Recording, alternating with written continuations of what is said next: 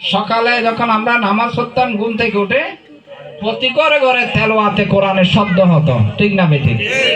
এতে কোনো সন্দেহ আছে আমার কথা? হ্যাঁ, মক্তবে যাইতো, ফুরখানিয়ে যাইতো, আমরাও গেছি। হ্যাঁ, তো এখন এত কষ্ট করে আমরা পড়েছি, মাশাআল্লাহ। এখন আপনি যদি একটু তদন্ত করে দেখেন ভালো করে, আগে নিজের ঘরটা দেখেন, পরেরটা পড়েন।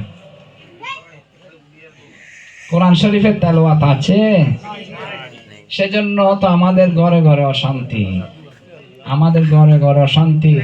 রহমত, নিয়ামত, শান্তি উঠে গেছে, ঠিক না বেঠিক?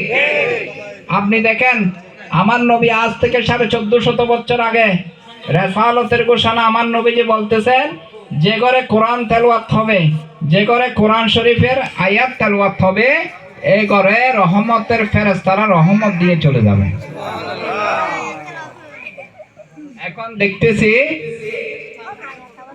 এমন কোন ঘর নাই, এমনকি আমি নিজের কথা বলতেছি, এরকম পরিস্থিতি হয়েছে না বাবারা?